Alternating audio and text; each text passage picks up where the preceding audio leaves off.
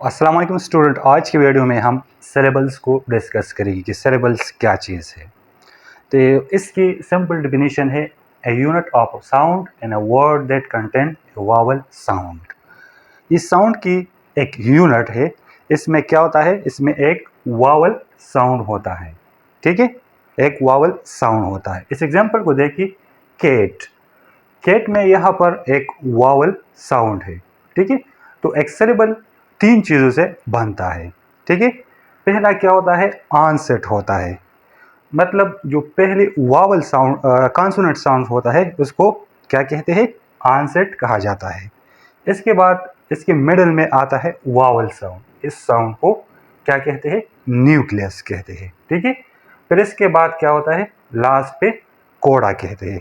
वो भी हमारे साथ कॉन्सोनेंट साउंड होता है। ठीक है, तो न्यूक्लियस जो होता है वावल साउंड होता है। तो हर एक साउंड में हमारे साथ लाजिमन एक वावल साउंड होगा। तो वावल, तो सिलेबल हमारे साथ क्या है, a unit sound in a word that contain a vowel sound. ये एक यूनिट है एक वर्ड की। ठीक है, एक साउंड यूनिट है और इसमें क्या होता है, इसमें एक वावल साउंड होता है, जिस तरह के मैंने यहाँ पर एग्जाम्पल में लिखा है। इसके बाद आते हैं टाइप्स ऑफ सिलेबल्स। तो टाइप ऑफ सिलेबल हमारे साथ है, एक है मोनो सिलेबल जिसमें सिर्फ एक ही सिलेबल होता है, और दूसरा है पॉली सिलेबिक जिसमें एक से ज़्यादा सिलेबल्स होते हैं। ठीक है, एक दो भी होता है, तीन भी होता है, चार भी हो सकता है। ठीक है, तो मोनो सिलेबल के एग्जाम्पल यहाँ पर है केट। केट यहाँ पर इसमें मैंने इससे पहले डिस्कस किया कि इसमें कोड़ा होता है, सॉरी ऑनसेट होता है, फिर उसके बाद न्यूक्लियस होता है, फिर उसके बाद कोड़ा होता है। इस तरह इस साउंड में भी पहले ऑनसेट है, फिर न्यूक्लियस है, फिर हमारे साथ कोड़ा होता है। तो पॉलीसिलेबिक में क्या होता है, इसमें एक से ज़्यादा सिलेबल्स होते हैं। जिस तरह एग्जाम्पल है रनिंग। रनिंग में हमारे साथ 2 सिलेबल्स है। ठीक है, और इसी तरह बनाना में हमारे साथ 3 सिलेबल्स है। तो it depend on a word, a word में भी मोनोसिलेबिक और पॉलीसिलेबिक। अच्छा, इसके बाद आते हैं सिलेबल स्ट्रक्चर। सिलेबल के स्ट्रक्चर किस तरह होते हैं।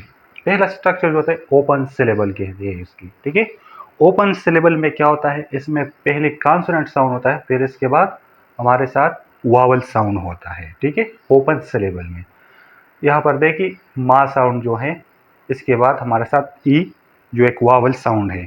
ठीक है, तो ओपन सिलेबल में हमारे साथ पहले कॉन्सोनेंट साउंड होता है, फिर इसके बाद क्या आता है, वावल साउंड आता है। एक होता है क्लोज सिलेबल। क्लोज सिलेबल में क्या होता है, इसमें जो न्यूक्लियस होते हैं, वावल साउंड जो होता है वो मिडल ऑफ कॉन्सोनेंट साउंड्स होता है। मतलब यहाँ पर केट है का साउंड जो है कॉन्सोनेंट साउंड, इसके बाद न्यूक्लियस आया है, फिर इसके बाद हमारे साथ टा जो कॉन्सोनेंट साउंड है। तो ऐसी सिलेबल जिसमें वावल साउंड जो होता है मिडल में आता है, तो उसको क्लोज सिलेबल भी कहा जाता है। फिर इसके बाद आते हैं वावल कॉन्सोनेंट साउंड, इसको वीसी भी कहा जाता है। ठीक है, यहाँ पर देखिए 8 एन, यहाँ पर जो न्यूक्लियस हमारे साथ होता है, मतलब वावल साउंड होता है, वो कॉन्सोनेंट से पहले आता है। इससे पहले कोई कॉन्सोनेंट साउंड नहीं होता। ठीक है, तो न्यूक्लियस के बाद जो कॉन्सोनेंट साउंड होता है इसको हम वावल कॉन्सोनेंट साउंड कहते हैं। फिर इसके बाद सीवीसी आता है, मतलब कॉन्सोनेंट वावल कॉन्सोनेंट। ये भी इस तरह के है। क्लोज सिलेबल इसको भी कहा जाता है। मतलब केट है, यहाँ पर न्यूक्लियस बिल्कुल मिडल में आता है, पहले कॉन्सोनेंट साउंड यहाँ पर है, तो यहाँ पर कॉन्सोनेंट साउंड का यहाँ पर। ठीक है, फिर वावल साउंड, तो यहाँ पर ए जो वावल साउंड है मिडल में आया है।